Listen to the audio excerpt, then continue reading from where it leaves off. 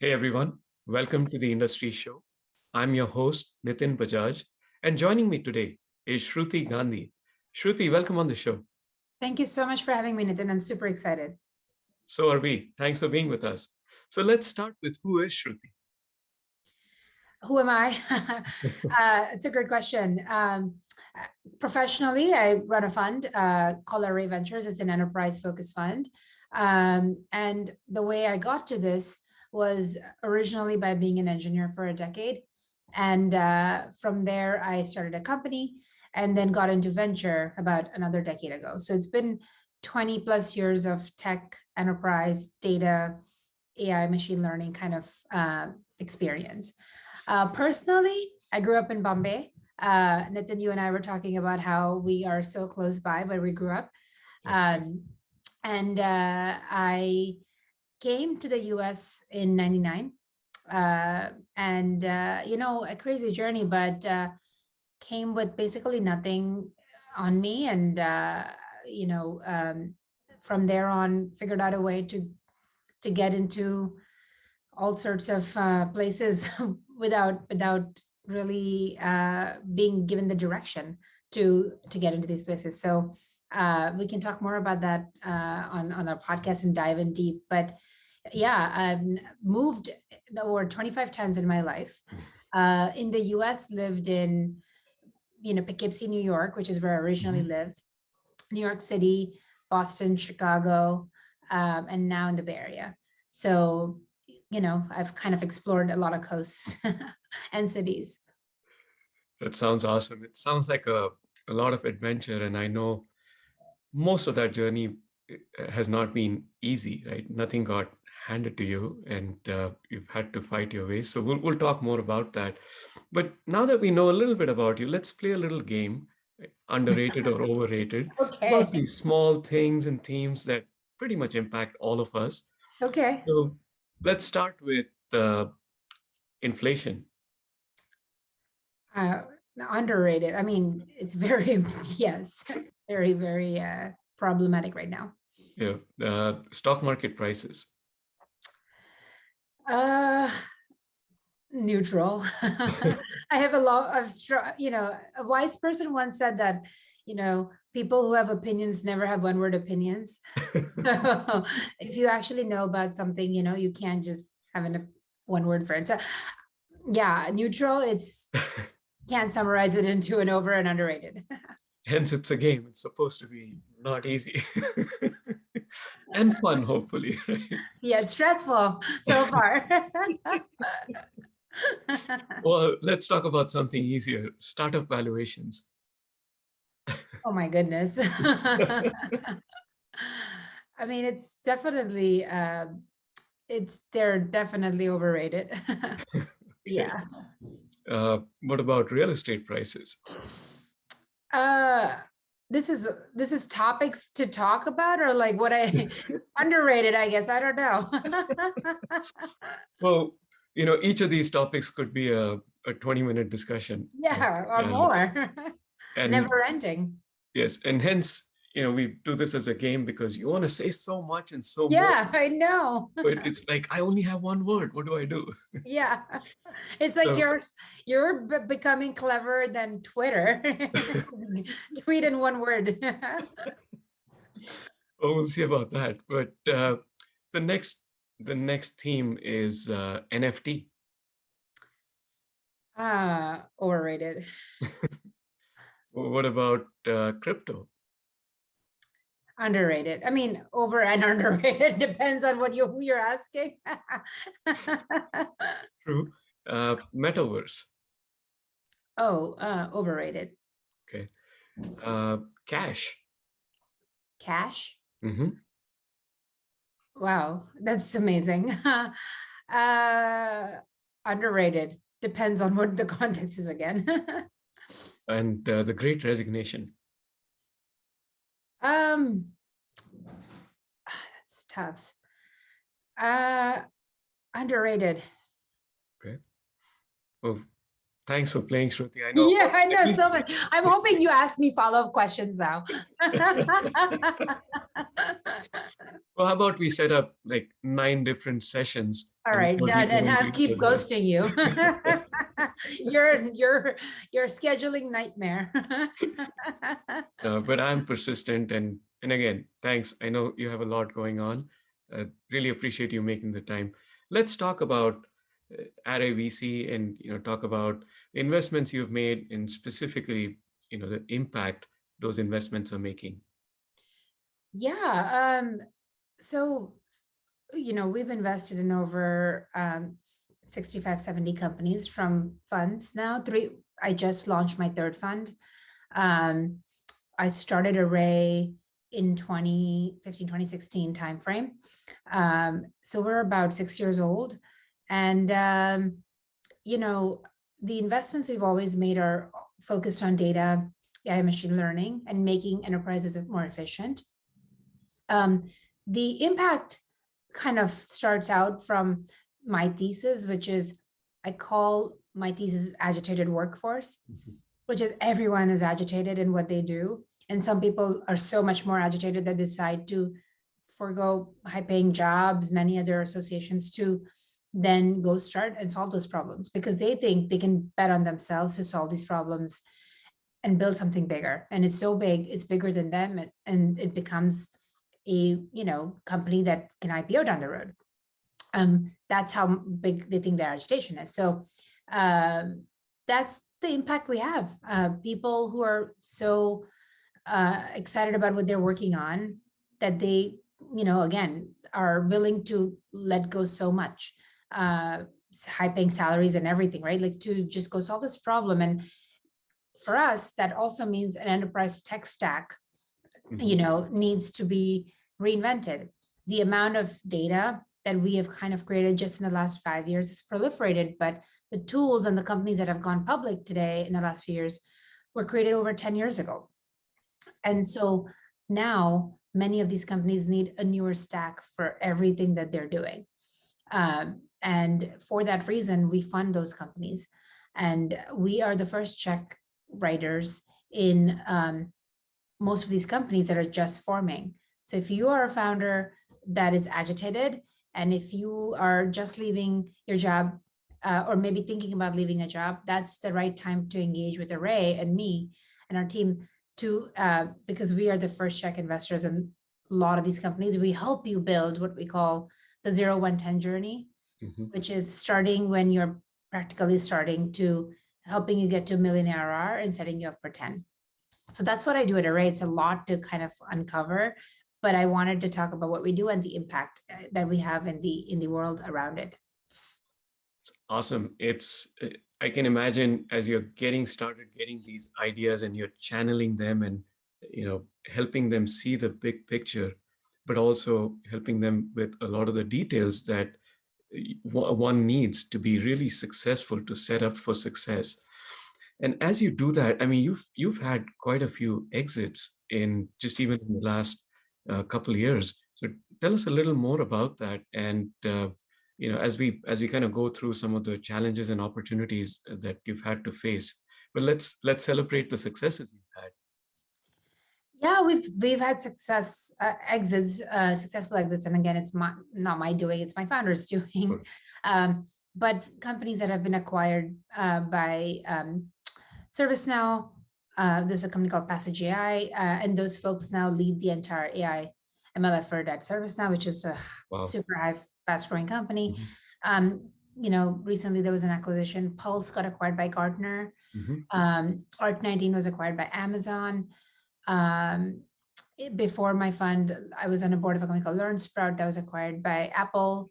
I'm blanking on many others. I think, sure. Yeah, Simility was acquired by PayPal. But again, it's amazing work and amazing founders I back. That they give me the chance and opportunity to work with them. And at some point we decide that they decided it was the right time to get acquired versus go public. That's awesome. Which takes a long time, by the way. Over 10 years. Yeah. Well, the 10-year overnight success, as we say, right? Yeah. It's so overnight. As you go through these journeys, specifically with certain founders and companies, but also as a VC firm, what's the biggest challenge you face Personally, personally? And you're an entrepreneur yourself, you're an investor, you're living multiple lives, right? It's not I mean, it's literally a multidimensional array in that sense. So, I love it. so if you were to boil that down to, that one big challenge, what would that be? Thanks for the nerd comment. First of all, um, the the thing is, depends on your. You have to kind of marry your job Mhm. with your personality, and I think not every job is meant for everyone, right? So for the job I've chosen, you have to have a super um, high ability to switch contexts all the time. 1 minute you're talking to a founder, 1 minute you're talking to an LP. Um, you're doing branding, right? Like, so it's a constant hat switching of many roles and worrying about it, not worrying about it, but thinking about it at every second or every minute. Um, and doing it efficiently. Many people can do that, but then they juggle and then they don't bring things to completion. But to be highly efficient in this, you have to kind of close everything out faster, um, and keep doing it again and again. So I think it's not a challenge per se, but as much as making sure you don't drop the ball and you're constantly juggling. And not every important person is juggling, but like I think many times if you're an operator in a particular role, you're head of, I don't know, customer success Mhm. or product management or something of that effect, and that's your universe. But in this world, you have to, do that, right? And many other jobs. One day founders tell you they're looking for a great hire for a particular role. Another day they're telling you they're traveling to LA and they need connections for that. Third day they're, you're basically on a board and you have to context switch again on someone that's doing super well. And now you're not, now you have to use a growth mindset to think about how to make them even more amazing. So it's a lot of context switching and using very different parts of your brain, and I love it. But it kind of keeps you on your toes, because it's, you have to sharpen a lot of these skills as a human. I'm, still young to be able to have experiences on all this front, but there are people looking up to me now to have an educated, thoughtful answer. So I also have to have the humility to kind of step back and say, I don't know. And I can connect you with two people who do know much more than I do in this topic. So again, it's a challenge on all fronts to kind of address this as it comes. And I love that the first step to this is recognizing that it's a challenge, but also an opportunity where, and like you said, I love the whole aspect of knowing, marrying the job with your personality, right? That if you do like, I almost call myself an ADHD where I have to context switch every 30 minutes or I just kind of Yeah. lose it. Yeah. And and some people are quite the opposite. They want to go deep, and that's where they thrive. And so that's really important to know what you're good at and then finding the right fit for it. And congrats, you found your fit. And Well, I mean, honestly though, I was an engineer too, and it true. requires you to go deeper. So it's always, it's not what's innate, it's what you're able to do at a given time to grow. And again, another amazing highlight there, because that background in engineering also helps you connect a lot of different dots, and your business acumen allows you to know how deep to go before you move on, right? As we say, perfection is the enemy of good enough, and sometimes you have to be okay with it and just continue, not at the cost of quality, but just knowing what is enough at this point Right. or you're moving on. Exactly. As you think of challenges, there were hints of opportunities in there. What's the biggest opportunity, that the most exciting opportunity you're looking at right now? Uh-huh. That's kind of hard. That's a question you get asked a lot as a VC, but I make one new investment a month. Mm-hmm. And the overall thesis, kind of is governing that that kind of North Star on what I'm looking for.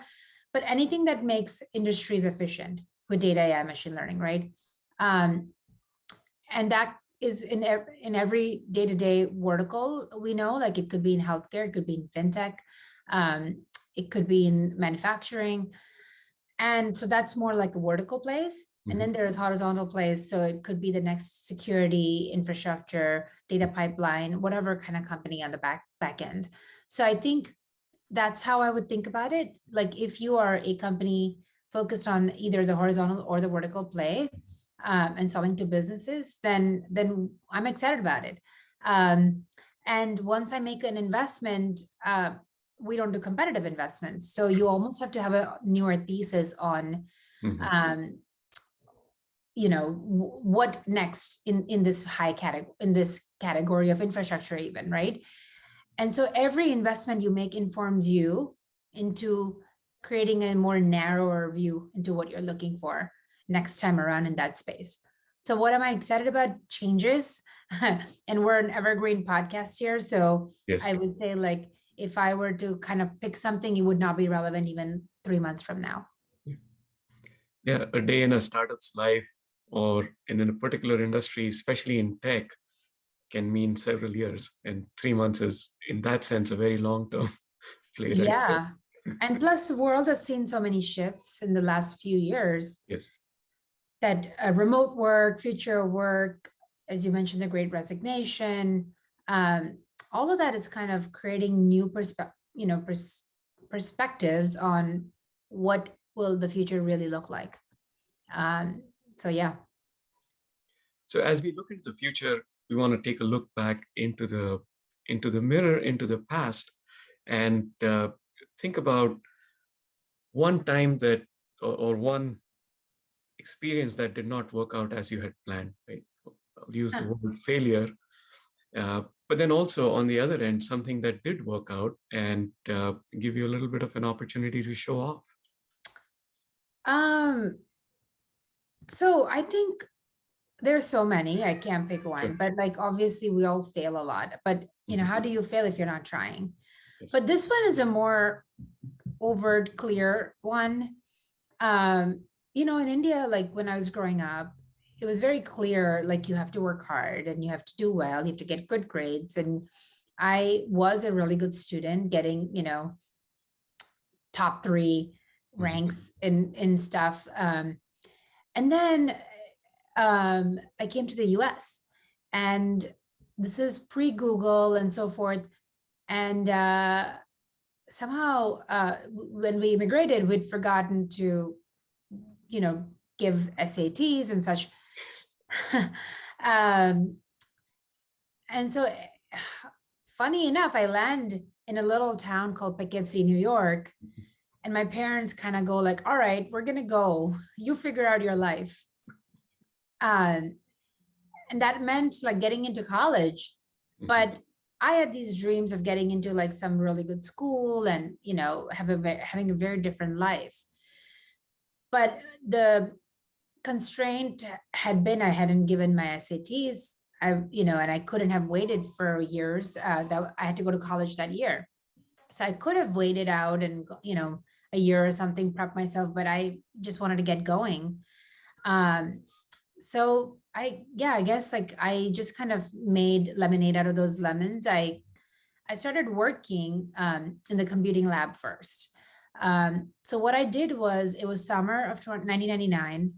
I taught myself how to code, and I said, I'm going to go get a job at this university that I'm supposed to get into. It's a school called Marist College. And then I started working in a computing lab there, even before getting admitted or applying, because obviously they had already made decisions and stuff at that point. And then I started reaching out to the admissions, computer science dean, everything, and said, I want to get in, and here's why. And I can already code, and here's what I can do with everything. Long story short, I got in that fall. And yeah, I did not get into the top Ivy League school. I didn't even have a chance to do that. But I graduated in like, I could have graduated in 2.5 years. I graduated in 3 years.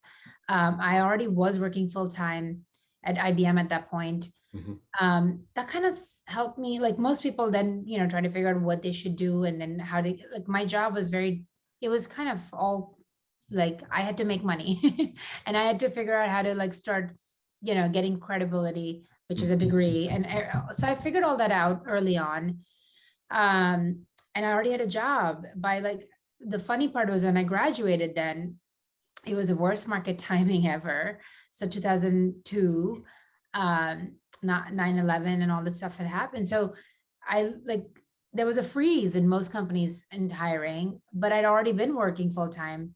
So I kind of just transitioned into that. So I would say like, yeah, I created my own opportunities from that perspective of I I could have failed. I could have just kind of frozen there into figuring out what to do or struggled or gone and worked at like a department store and which I was already doing and just continued on that route or whatever it is. But I knew my goal was something else and I just wanted to make sure I go towards that goal, which is get a lot of money. And at that time it was doing tech jobs.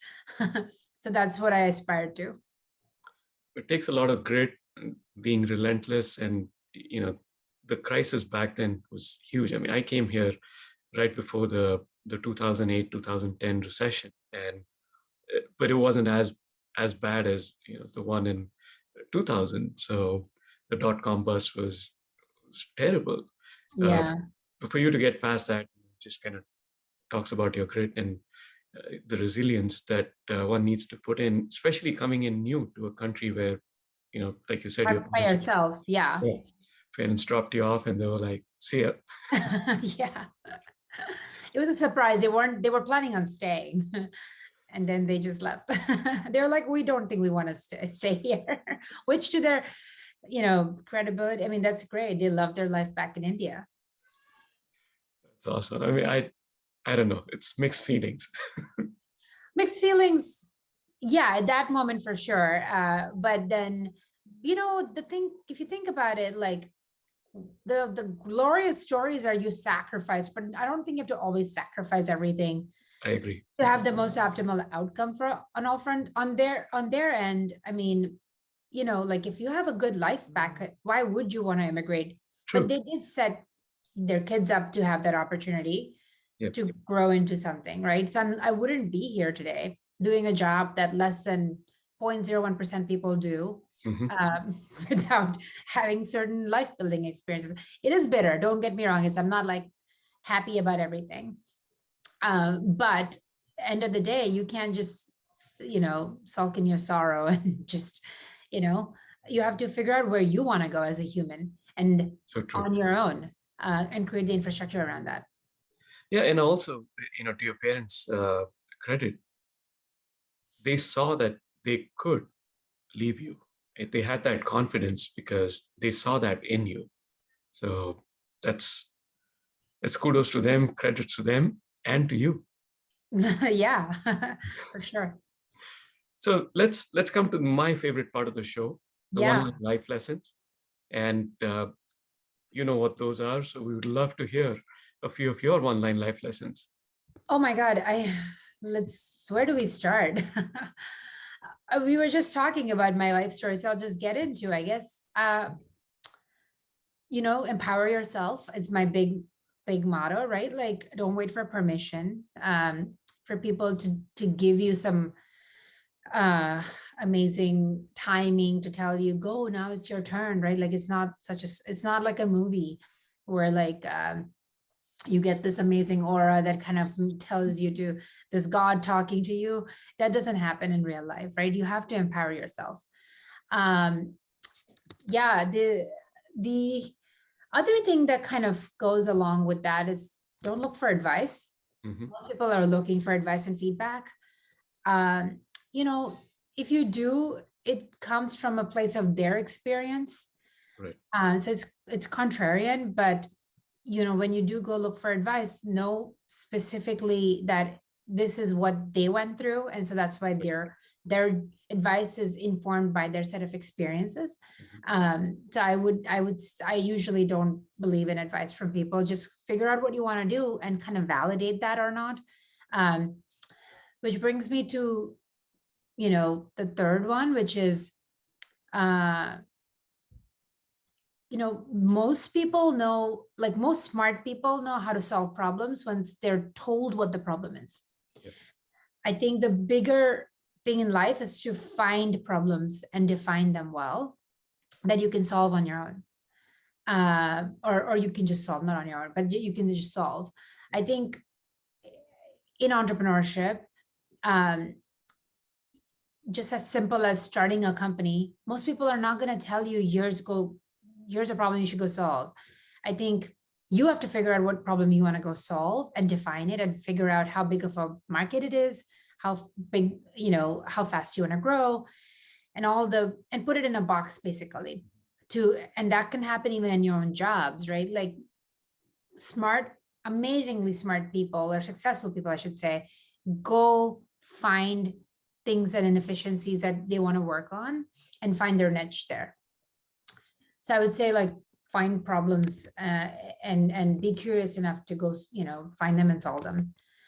I think you don't need a degree to succeed. It's pretty obvious from my set of things, experiences.